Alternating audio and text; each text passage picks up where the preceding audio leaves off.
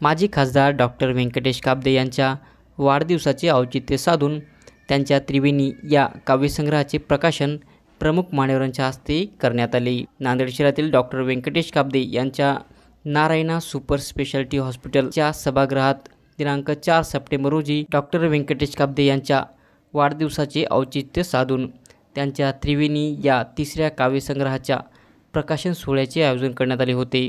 या कार्यक्रमाच्या अध्यक्षस्थानी लक्ष्मीकांत तांबोळे यांची उपस्थिती होती। तसेच प्रमुख पाहुणे म्हणून दत्ता भगत, पी.एम. परसावळे, प्राध्यापक भगवंत क्षीरसागर यांची उपस्थिती होती। प्रथमतः दीप प्रज्वलित करून कार्यक्रमाची सुरुवात करण्यात आली। त्यानंतर उपस्थित मान्यवरांचा सत्कार करण्यात आला। यावेळी प्रमुख मान्यवरांच्या हस्ते डॉक्टर व्यंकटेश काब्दे यांच्या त्रिवेणी या तिसऱ्या काव्यसंग्रहाचे प्रकाशन करण्यात आले। यावेळी प्रमुख मान्यवरांनी मनोगत व्यक्त केले।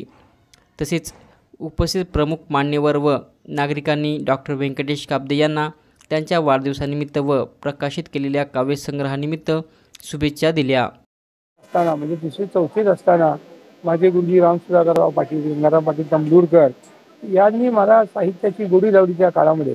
आणि तुम्हाला अक्षर गाडीची मुलांच्या मासिकामध्ये माझी कविता 4थ्या वर्गात असताना प्रसिद्ध झाली होती। त्याच्यानंतर मग पुढे 6वी, 7वीला, 10वीला मला त्याचा लिहिण्याचा छंद आणि कविता लिहिण्याचा छंद चालूच राहिला। आणि मध्यंतरी म्हणजे मेडिकलला किंवा परदेशात गेल्यानंतर थोडासा कमी झाला, पण नंतर पुन्हा परत आल्यानंतर मी माझ्या कविताचं लेखन चालू झालं। या लिहिलेल्या ज्या कविता आहेत त्या अगदी माझ्या महाविद्यालयीन जीवनापासून ते परदेशागमन आणि नंतर परत आल्यानंतर असा फार मोठा एक विस्तारपूर अशा प्रकारचा एक पटल त्याच्यामध्ये आहे। आणि माझ्या जीवनातले वेगवेगळे अनुभव त्याच्यामध्ये मी ग्रथित केलेले आहेत। एका दृष्टीनं मला ज्या क्षणी अतिशय आनंद वाटला, ज्या क्षणी मला एक तो आनंद टिपावासा वाटला, मग तो निसर्ग असो, तो मानवी व्यवहारात असो, या सगळ्या गोष्टी जेव्हा प्रकर्षानं माझ्या मनात आल्या त्या जसच्या तशा मी पटकन मांडल्या। अशा पद्धतीनं कविता निर्मिती झाली आहे। मुद्दामाचं मी काहीच लिहिलं नाही, पण सहज लिहून जे झालं मनात एक कल्पना आली, विचार आला की तो मी शब्दांकित करण्याचा प्रयत्न केलेला आहे। तसं मी काय अभिजात कवी नाही किंवा लेखक नाही, परंतु डॉक्टर असलो तरी सुद्धा अशा प्रकारचे अनेक प्रसंग डॉक्टरच्या जीवनात येतात की ते मनाला हेलावून सोडणारे असतात। आणि त्यामुळं एक कविता निर्मिती ही एक स्वाभाविक प्रक्रिया आहे। प्रत्येक डॉक्टर लिहू शकत नाही, कारण त्याला ते लिहिण्याचं हे नसतं। मला लहानपणापासून गुरुजनांच्या आशीर्वादामुळं आणि प्रेमामुळं मला ती लहानपणापासूनच सवय होती, त्यामुळे मी शब्दांकित करू शकतो भावना। आज आपला त्रिवेणी हा तिसरा काव्यसंग्रह प्रकाशित झालेला आहे।